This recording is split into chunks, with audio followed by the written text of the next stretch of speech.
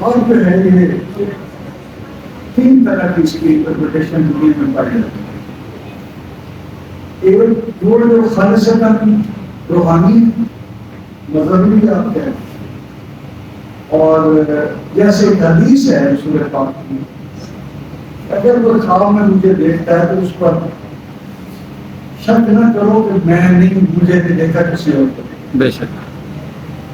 ایک انٹرپریٹیشن ہے جو فرائڈ نے کی ہے کہ یہ ہماری خواب جو ہماری جلدی ہوئی خواہشات نہ آسودہ آرزوؤں کی تکمیل کا باعث ہوتی ہے، اور لاشعور میں بہت ساری چیزیں ہوتی ہیں جو خوابوں کی صورت میں آتی ہیں. ایک سماجی ہوتا ہے جو مطابقوں میں لکھا ہوتا ہے، اگر آپ نے دیکھ لیا کہ کسی کو خواب میں آم کھایا تو خوشی ملے گی، کسی کو اگر کوئی بزرگ جو چلے گئے دنیا سے وہ ملتے ہیں تو پھر وہ بھی اپنی تیاری پکڑ لیں. کچھ سماجی انٹرپریٹیشن بھی یہ تین طرح ہے. اجاز رضوی صاحب سے ہم گزشتہ 35 سالوں سے 40 سالوں سے چارے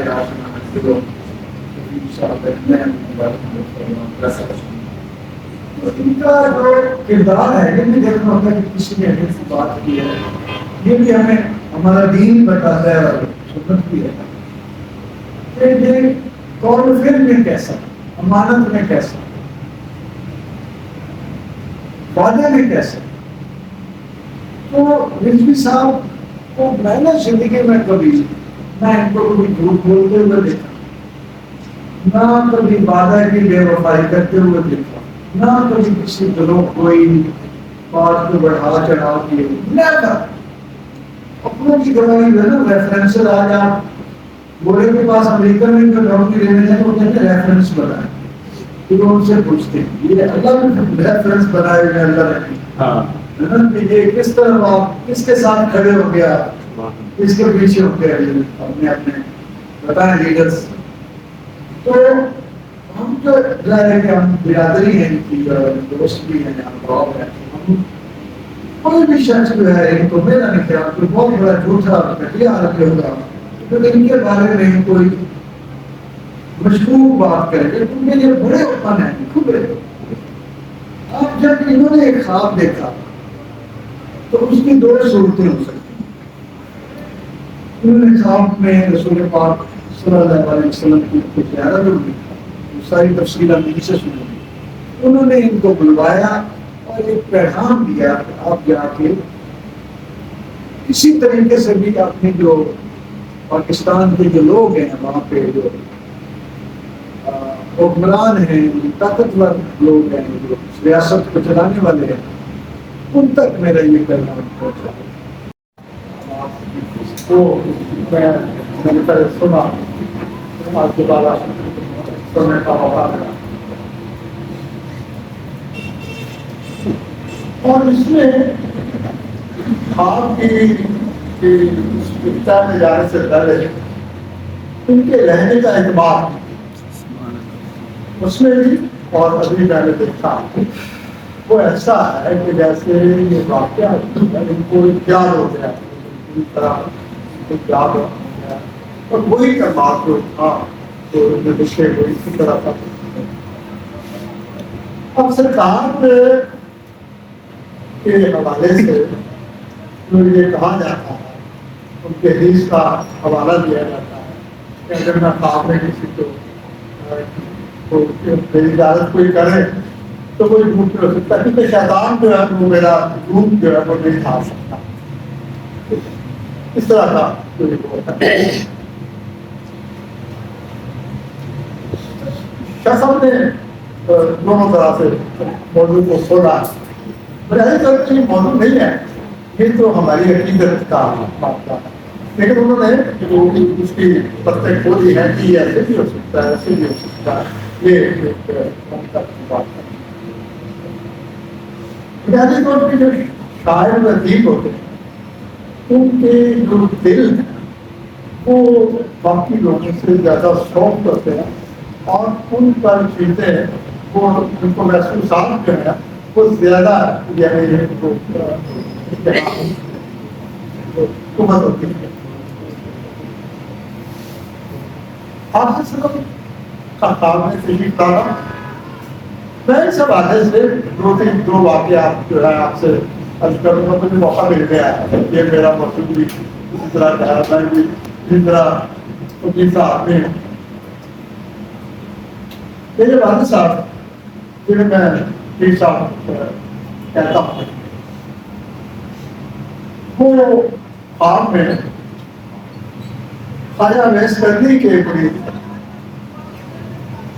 ہمیں کیسے پتا چلا وہ آپ ہی نہیں تھے اور انہوں نے پرویز مشرف کو خط لکھا. میرے پاس پڑے ہیں وہ خط بھی فوجی سے بڑی پوسٹ پہ بھی نہیں تھے. یہ صوبے دار نائب صوبے دار کیا پوسٹ ہوتی ہے اس کے اندر. لیکن ان کا جو خط لکھنے کا جو اعتماد ہے وہ میرے آنکھ میں آ جاتا. بچپن سے تو اس سلسلے میں پہلے مجھے وہ بخار کے سلسلے میں جو خواہش میں درجۂ بار درس کرنا چاہوں گا کہ جو سلمہ السلام علیہ انہوں نے خواب دیکھا تھا سب ہوتا رہتے ہیں. ابھی بس سب کو پریشان تھا تو انہوں نے کہا کہ یا رسول اللہ آپ اس حالت میں میرے بان چاہ کے اس کا پریشان نظر آ رہے ہیں. تو وہ کہتے تھے کہ مسلمان حسین کو فرات کے کنارے کا حق شہید کر دیا گیا. تو کہتے ہیں میں گھبرا کے اٹھی بخاری شریف میں یہ کرتے ہیں. تو میں وہ جا کے میں نے وہ جو مٹی جو لے گئے جبریل علیہ السلام اور جو بوتل میں محفوظ تھی اور نبی صلی اللہ علیہ وسلم نے فرمایا تھا کہ یہ جس دن سرخ ہو جائے خون میں تبدیل ہو جائے سمجھ جانا تو حسین کو شہید پہنچ جائے. تو بی بی کہتی ہے کہ میں گھبراہٹ جو تھی جا کے میں نے دیکھا تو مٹی جو تھی وہ سرخ ہو چکی تھی خون میں تبدیل ہو چکی. تو میں نے کہا حسین کو شہید کر دیا. تو پہلی بات یہی ہے کہ نبی صاحب اس بات میں معلومات کو مشکل ہیں سرکار نبی صلی اللہ علیہ وسلم کی زیارت. دوسرا کسی اجازت صاحب کو میں جانتا ہوں سیاست اور بہت سارے معاملات ایسے ہیں جو ان کا موضوع نہیں بادشاہ سے شروع بات ہے ان کے موضوعات نہیں. یہ لفظیات یہ بیان جنہوں نے اجازت صاحب کے خاکے بھی پڑھے ہیں یہ ایک کا بیان ہے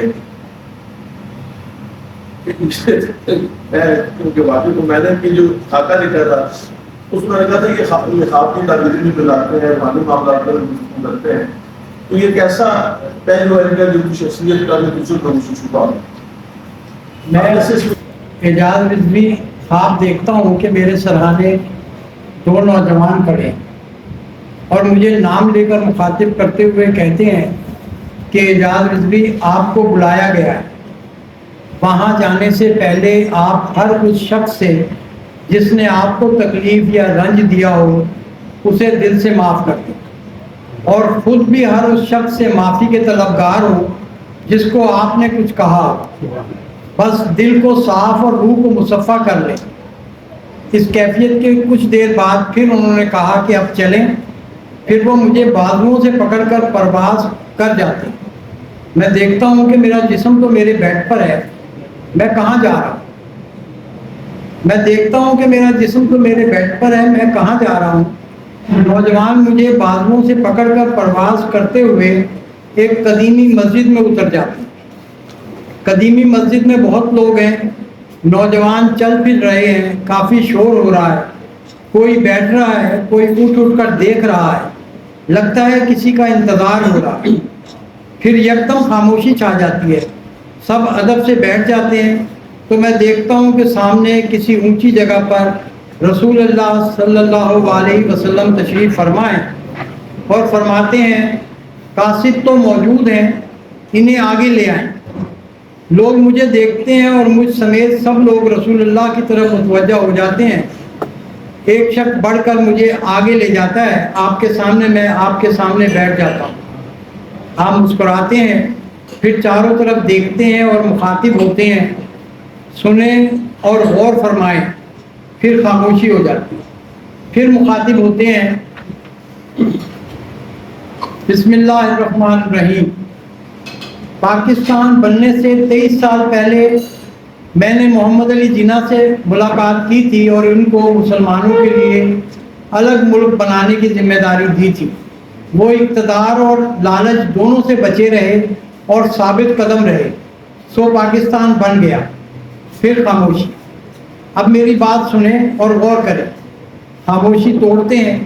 آج سے 100 سال بعد یہ پیغام دیا جا رہا ہے۔ آپ میرے اس پیغام کو لوگوں تک پہنچائیں، خود بھی سمجھیں اور لوگوں کو بھی سمجھائیں، خود بھی عمل کریں اور دوسروں کو بھی عمل کرنے کی تلقین کریں، تاکہ آپ سب کے لیے رحمت اور برکت کا نزول ہو۔ سنیں، آج کے دن تک پاکستان کی آبادی 26,77,55,570 ہے، مگر مجھے قدیمی اسلامی ایمانی چند سو جانثار محبان کی ضرورت ہے جو میرے پیغام پر عمل کریں اور کوشش کریں کہ سرزمین پاکستان بدل جائے۔ سنیں اور غور کریں۔ پھر خاموشی۔ پھر مخاطب ہوئے، افواج پاکستان بدر کے شہیدوں اور غازیوں کی ارواح ہیں اور اسی خاک کا لبادہ پہنے پھر رہے ہیں جو خاک میں نے جمع کی تھی۔ کوئی شخص، کوئی لشکر، کوئی ادارہ یا پارٹی افواج پاکستان کو برا نہ کہے، نہ ہی ان سے دشمنی کرے۔ ہر شخص کا فرض عین ہے کہ وہ افواج پاکستان کی عزت و احترام بالکل اسی طرح کرے جیسے جنگ بدر سے واپسی پر لوگوں نے لشکر اسلام کو عزت و احترام سے نوازا تھا۔ سنیں اور غور کریں۔ حکومت کا کام نیکی، بھلائی، خیر خواہی اور پوری ایمانداری سے کام کرنا ہے، جو اس کے لیے ضروری اور لازمی ہے۔ حد سے زیادہ اختلاف اور دشمنی کو ہوا دینا کوئی اچھا عمل نہیں۔ مل بیٹھیں اور صرف میری خاطر دشمنی اور نفرت کو ترک کر دیں اور اس سرزمین کو میرا خیمہ سمجھیں۔ صدر پاکستان، وزیر اعظم، آرمی چیف اور چیف جسٹس آف پاکستان ایک جگہ بیٹھیں، بات چیت کریں، مسائل کا حل تلاش کریں اور یقین کر لیں کہ ان چاروں میں پانچواں میں ہوں گا۔ چیف جسٹس پاکستان کا عہدہ ہو یا آرمی چیف کا تقرر، یہ مرحلہ دفتری ملازمت کے طریقہ کار کے مطابق سینئر ہونے کی بنیاد پر کریں۔ یہی عدل ہے اور یہی فرض۔ وزیر اعظم کے انتخاب پر ان عہدوں پر مقرر ہونے والے افراد وزیر اعظم کے احسان مند رہتے ہیں اور اپنی ذمہ داری سے زیادہ وزیر اعظم کی خوشنودی کے خواہش مند ہوتے ہیں اور وزیر اعظم کو اپنا محسن سمجھتے ہیں۔ یہ بات اسلامی ریاست کے لیے زہر ہے، بربادی ہے۔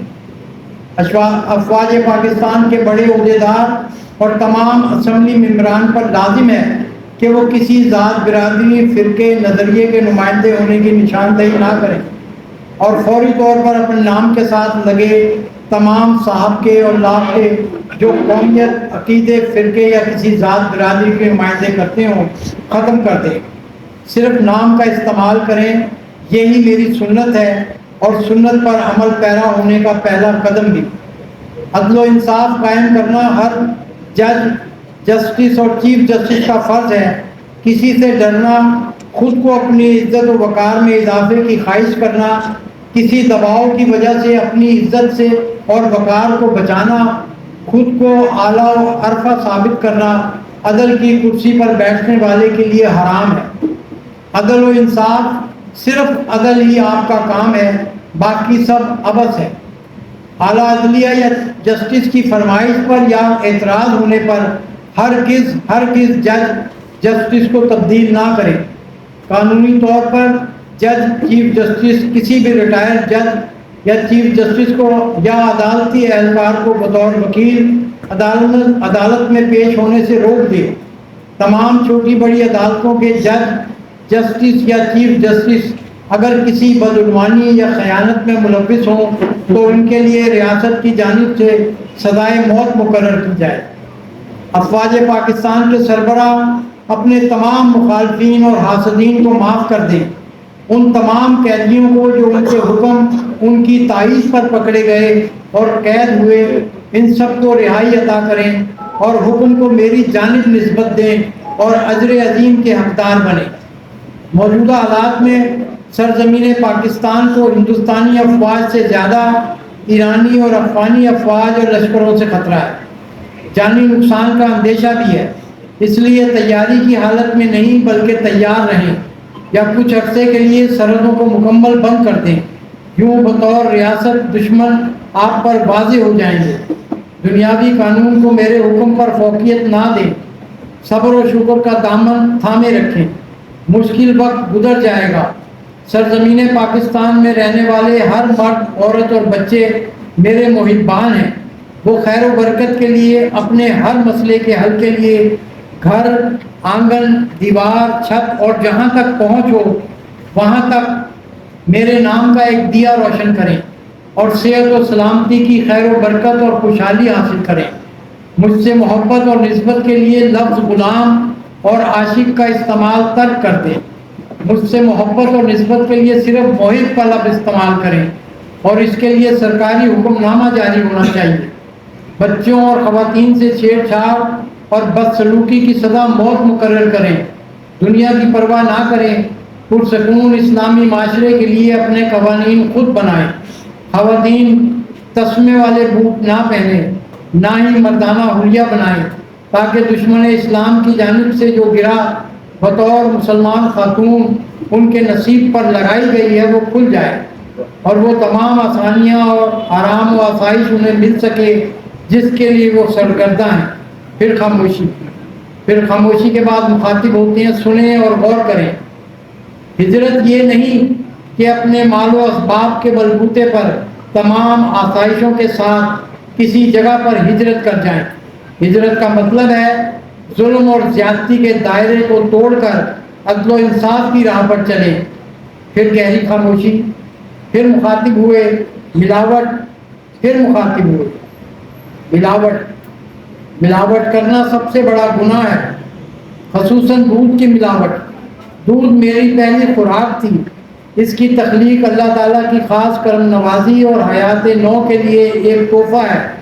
دودھ میں ملاوٹ کرنے والے، دودھ یا اس خالص چیز کو جعلی طریقے سے بنانے والے بھی سزائے موت کے مستحق ہیں، تاکہ لوگ سزا کے ڈر سے باز رہیں۔ اور ملاوٹ کرنے والے ان لوگوں کا دنیاوی انجام حکومت کے ہاتھ میں ہے اور آخرت میں میرے ذمہ ہوگا۔ دنیا کے 82 سال ہمارا ایک دن ہے، میرے کہنے کے مطابق ایک دن بسر کر لیں تو میں جنت کی بشارت دیتا ہوں۔ آئی پی پیز کے حوالے کے معاملے میں آئی پی پیز مالکان اور حکومت سن لیں، یہ تمام معاہدے بددیانتی، چالاکی، بے ایمانی سے لکھے گئے ہیں۔ میں اللہ کا رسول ان تمام منصوبوں اور معاہدوں کے سوچنے والوں، تحریر کرنے والوں، تعبیر اور تکمیل دینے والوں پر لعنت بھیجتا ہوں اور حکم دیتا ہوں کہ یہ معاہدے اور منصوبے فوری طور پر ختم کر دیے جائیں۔ پاکستانی مسلمان شخصیات خود کو ان معاہدوں سے الگ کر لیں، غیر مسلم رضاکارانہ طور پر واپس چلے جائیں، ورنہ ان کا انجام کھائے ہوئے بھوسے کی مانند ہوگا۔ اور سن لیں، دنیا کا کوئی معاہدہ میثاق مدینہ سے بڑھ کر نہیں۔ اگر وہ ختم ہو سکتا ہے تو یہ کیوں نہیں؟ رائج نظام کو واپس مجھ تک پلٹانا ممکن نہیں۔ اس نظام میں اصلاح، تبدیلی اور آسانی پیدا کریں۔ عدل و انصاف کی روش پر چلتے ہوئے میرے نظام اور مجھ تک پہنچا جا سکتا ہے۔ عام مسلمان کو تکلیف دینے والا اور دھوکہ دینے والا مجھے ہرگز پسند نہیں۔ لوگ راہ گزر پر اللہ کی مخلوق کو کھانا کھلا کر خود کو رزاق سمجھنا بند کر دیں۔ تمام مخیر حضرات اللہ کی مخلوق کے روزگار کا بندوبست کریں اور کچا راشن تقسیم کریں۔ بہت کچھ ہے مگر بھوک کی کمی ہے، شناسا راستوں پر اجنبی ہے، اندھیرا ٹھوکریں کھاتا پھرے گا، اندھیرا ٹھوکریں کھاتا پھرے گا، میرے ہمراہ ایسی روشنی ہے، اندھیرا ٹھوکریں کھاتا پھرے گا، میرے ہمراہ ایسی روشنی ہے، میں ان کی بزم سے واپس کیوں پلٹا، میں